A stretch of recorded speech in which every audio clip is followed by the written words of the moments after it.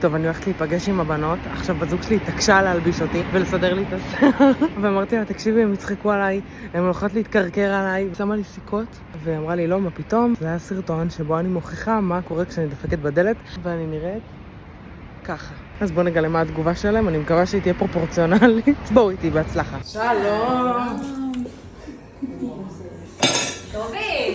שובי, באת לאירוע? מה זה? שובי יפה? יש לי פה עקבים בסדר. מה זה? פתאום נראית כמו בן אדם, מה זה? זה לא אני, זאת רק מייק. מה זה הסטייל הזה? שמה לה כאילו את הקליפס. תקשיבי, שובי, היא ושמת סידרה גם רמל. אמא! לא, זה קבוע כפרה, כי אין לה ריסים אל הגבות, תתקדמי. לעצור מפתחות לצבא. הולכת לפתוח את המגרב עם זה. שובי, וואו! תקשיבי, הכי יפה שלך. נשבעת, תתחתני ככה. אני פתחתי את הדלת, לא עשיתי מעובד. וואו. תקשיבי, שובי, כמה שעות היא עבדה על זה? אם היה לי בול, הוא היה עומד.